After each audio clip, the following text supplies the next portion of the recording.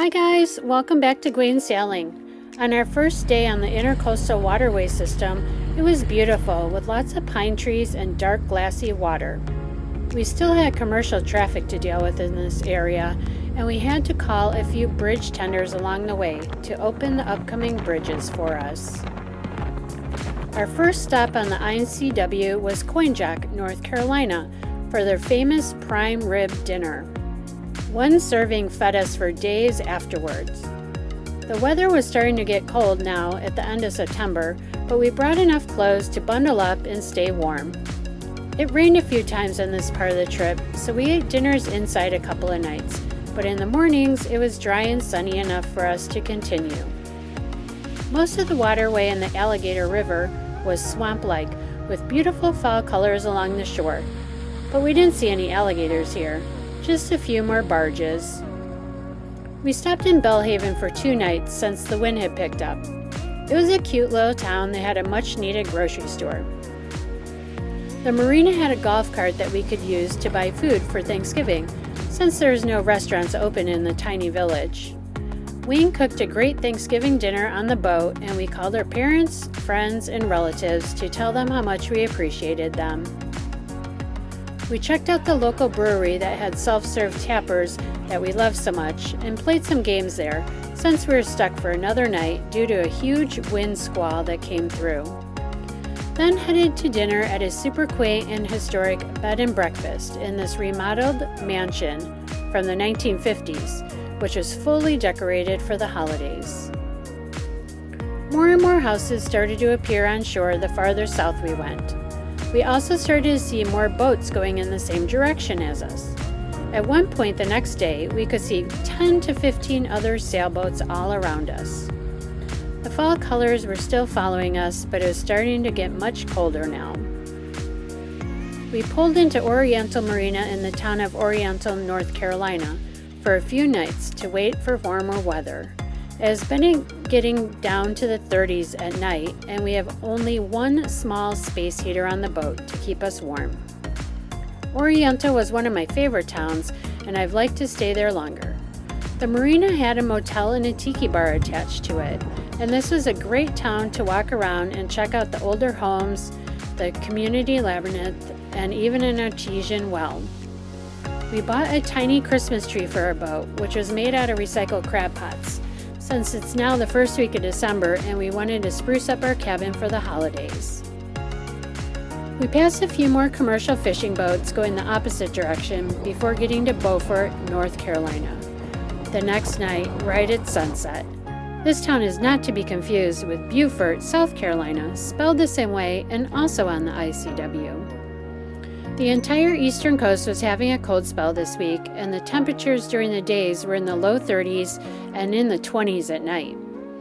We holed up at Homer Smith Marina in Beaufort for a couple of days, hoping for the weather to turn warmer, but it never did, so we made the best of our wait by exploring the old burying ground cemetery that had many stones from as far back as the 1700s. We ate at a delicious Mexican restaurant and took advantage of the oversized free washers and dryers in the spacious boaters lounge. We captured some good pictures along the boardwalk that evening too.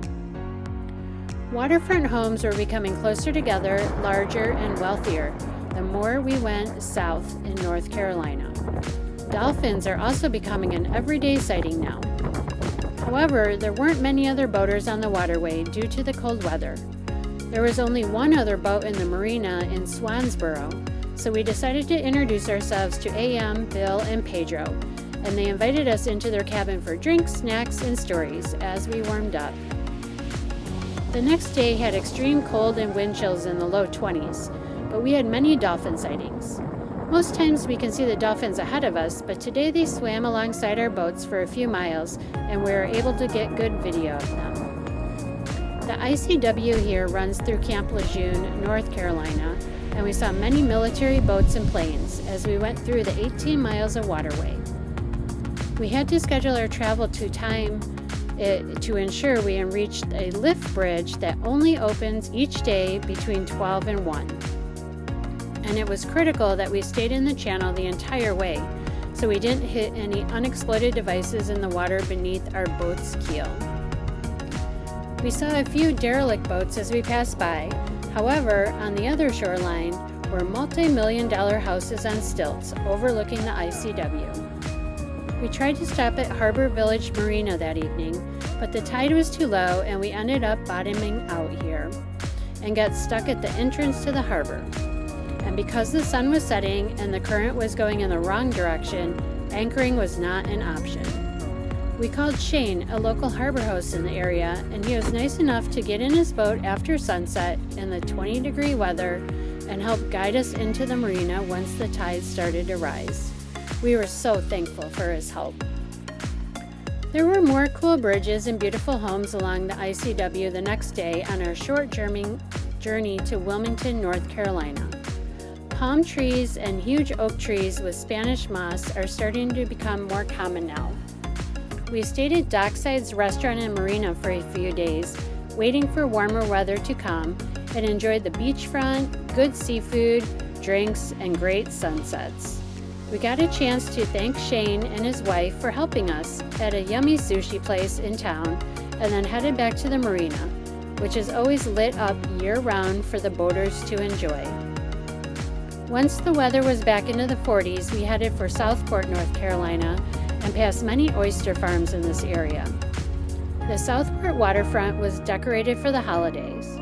We had drinks on the front porch with the Creeches, the local harbor hosts for this area. They told us all about the famous movies that were filmed in Southport, like Safe Harbor, Dawson's Creek, Weekend at Bernie's, and many more. Then we biked to many of the locations that day. We also rode our bicycles to a yoga class in town and a fun wine and gelato bar to sample their amazing mimosa floats. After crossing into South Carolina, we stopped in the Myrtle Beach area for 4 nights and stayed with our friends Rich and Sally at their house. They showed us around town and we explored the Myrtle Beach boardwalk, bars, and restaurants. We spent the evenings at their house playing music and singing along to our favorite songs. Due to a rainstorm and extra low tides, we stayed an extra day, and this gave us time to have dinner with our friends Ted and Bill and Donna, both of which have moved from our area in Illinois to South Carolina.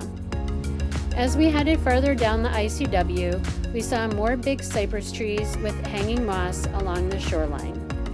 We passed under more bridges and called for openings on a few more swing bridges.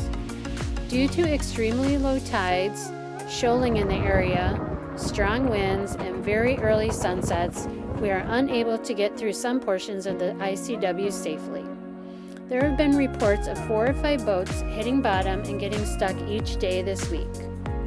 The wind and waves on the Atlantic Oceans are not any better, and an outside passage to Charleston, South Carolina is just out of the question for now. We'll just have to take our time, watch the weather and tides closely each day, and continue to move slowly down south when possible. We are now waiting out some high winds at the Heritage Plantation Marina on Pawleys Island, which is just before Georgetown, South Carolina. We're in no hurry and have been treated to some amazing sunsets while we wait for better weather. Well, that's it for now. Stay tuned to Gwayne Sailing to see our journey through the rest of South Carolina, Georgia, and Florida. If you enjoy these videos, please like and subscribe to this YouTube channel. Thanks for watching. Bye, guys.